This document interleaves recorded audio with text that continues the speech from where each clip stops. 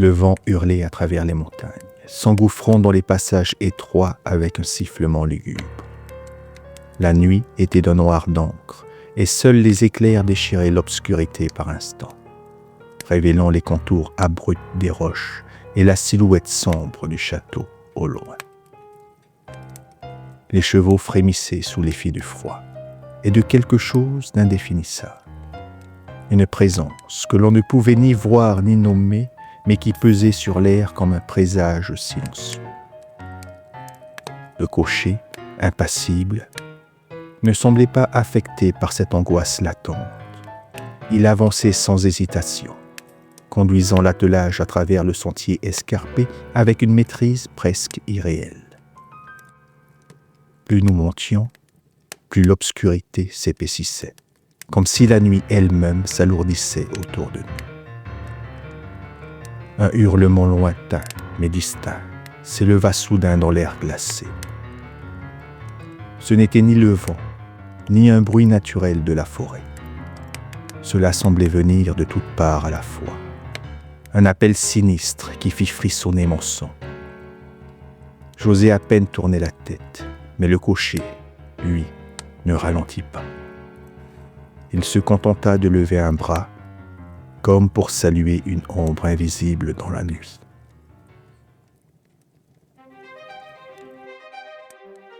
Il ouvrit les yeux et vit au-dessus de lui un ciel scintillant d'étoiles. Il était libre.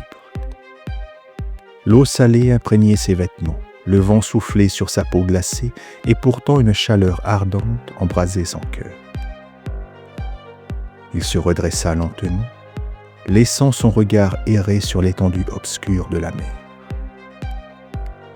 L'île, où il avait trouvé refuge, se découpait en ombres massives contre l'horizon. Il était vivant, il était sauvé. Alors, tout lui revint en mémoire. L'arrestation, la trahison, les années passées dans l'ombre, la cellule, la pierre froide, l'oubli. La voix du vieil homme résonna dans son esprit. Ce murmure d'espoir qui lui avait redonné la force de survivre. Il porta la main à sa poitrine et serra le tissu humide de sa tunique. « Ils paieront », murmura-t-il. Puis il se leva, le regard fixé sur l'infini. Ce n'était plus le même homme qui avait sombré dans l'abîme. Celui qui renaissait en cette nuit étoilée portait un autre visage, une autre âme. Le destin venait de s'ouvrir devant lui, et il comptait bien l'écrire de sa propre main.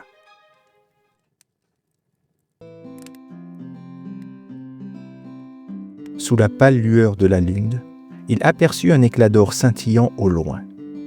Son cœur s'emballa. Voilà enfin l'objet de sa quête, le légendaire casque enchanté forgé par les dieux eux-mêmes. Sans hésiter, il s'en approcha à pas mesurés, tenant son souffle. L'objet reposait sur un rocher humble et solitaire, tel un trophée oublié. Il tendit la main, le souleva avec révérence et découvrit qu'il ne s'agissait que d'un simple bassin de barbier usé par le temps. « Ah !» s'écria-t-il. « Ces perfides enchantements changent l'apparence des choses pour tromper les âmes nobles. » Il plaça fièrement l'objet sur sa tête, persuadé d'avoir acquis une relique inestimable. Il aperçut alors, dispersées dans la plaine, d'énormes silhouettes aux bras gigantesques qui semblaient défier les cieux. Sans l'ombre d'un doute, il s'exclama. « Voici de redoutables géants, et je suis destiné à les combattre. » Son fidèle compagnon, qui observait la scène avec perplexité, tenta de le raisonner.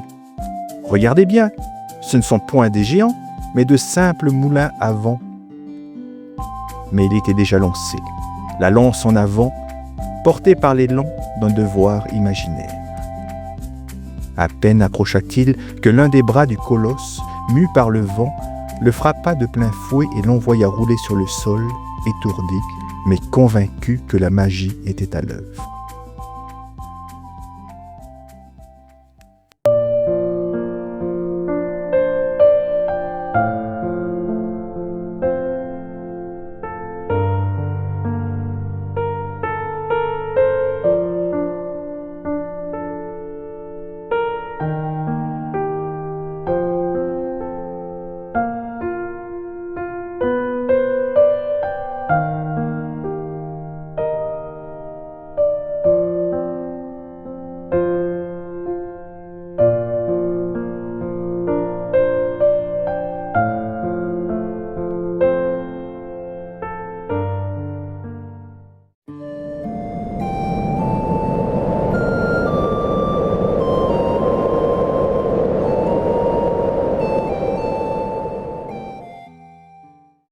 Alors, pour le défi littéraire numéro 3, vous aviez en premier livre le chef-d'œuvre de John Steinbeck, Des souris et des hommes, plusieurs fois adapté au cinéma. Plusieurs indices visuels pouvaient vous faire deviner ce livre. Et vous aviez en indice sonore la musique du film de 1992 avec Gary Sinise et John Malkovich. Pour le deuxième livre, vous aviez reconnu le grand classique Notre-Dame de Paris de Victor Hugo, pas trop difficile, adapté en film et en comédie musicale, avec la petite musique de fin du thème Belle. Et enfin, pour le dernier livre, eh bien encore un Jules Verne, L'île mystérieuse et la découverte du Nautilus par les naufragés de l'île. Et je vous souhaite une bonne journée. Au revoir.